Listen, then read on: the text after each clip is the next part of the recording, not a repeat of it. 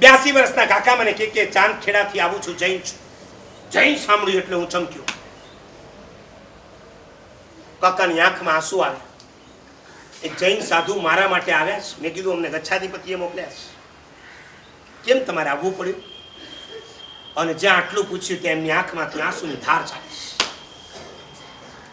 મારા સાહેબ ઘરમાં બહુ સારું હતું, ખબર નહીં દીકરાને શું થયું એટલે એને અમને અલગ કરી નાખ્યા. હું અને એની માં અલગ રહેતા હતા, દીકરો ને બહુ અલગ રહેતા. આજકાલ આ ટ્રેન્ડ ચાલ્યો છે. કેટલાક મા બાપો હવે એમ માને છે દીકરાઓ અમને ન સંભાળ્યો કાંઈ નહીં, એ અલગ અમે અલગ, આ મત કરો.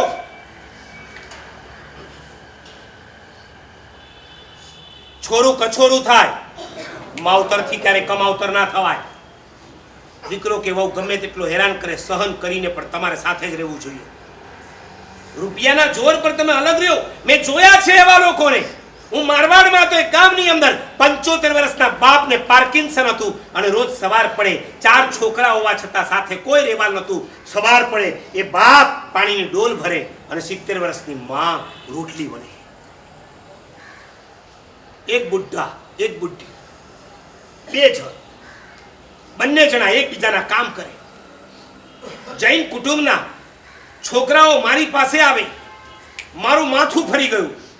4 છોકરામાંથી જેનો વારો હતો, જેને સમાજે નક્કી કર્યું હતું કે આની સાથે રહેવાનું, એ છોકરા મને કે હું તો આજે મારી ઘરવાળી નથી માનતો. અને મેં મારા મહારાજની રજા લઈ હું એના ઘરે ગયો ભાઈને લઈને. એ બેનને મેં સમજાવ્યા.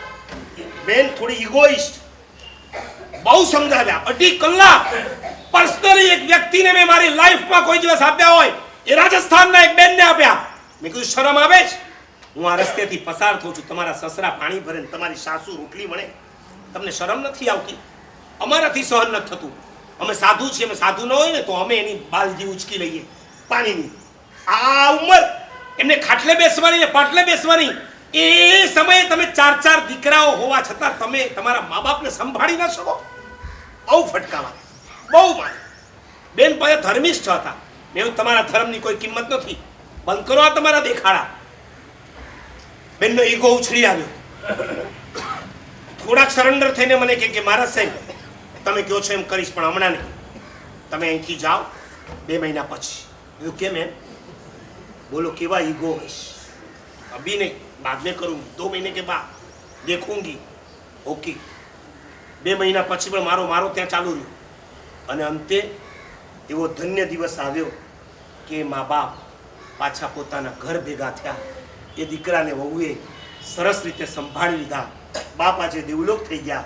માને આજે એ બેન એની જેઠાણી બધા પ્રેમથી સંભાળે છે.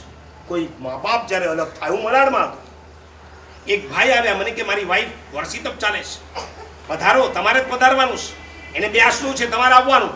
અને મને સમાચાર મળ્યા એમના બીજા કલ્યાણ મિત્ર પાસેથી, સાસુ સસરાને બેને ઘરમાંથી બહાર કાઢ્યા છે. જ્યાં સમાચાર મળ્યા એ ભાઈ સાંજે આવ્યા, પાછો મારો પિત્તો. શું કરવા બોલાવો છો? વર્ષિતપ છે, બેસણું કરાવવાનું છે, તમારે પગલા કરવાના, ઓરવાનું. એ વર્ષિતપ કરે છે. બંધ કરો એ વર્ષિતપ. જ્યાં મા બાપ ભૂખ્યા રહેતા હોય ને તમે વર્ષિતપના બેસણા કરો. તમારા ઉપવાસની કિંમત નહીં, તમારા બેસણાની નહીં, તમારા વર્ષિતપની નહીં. તમે તમારા મા બાપને તમારા ઘરમાં લઈ આવો. આનાથી મોટો વર્ષિતપ બીજો કોઈ જ નથી.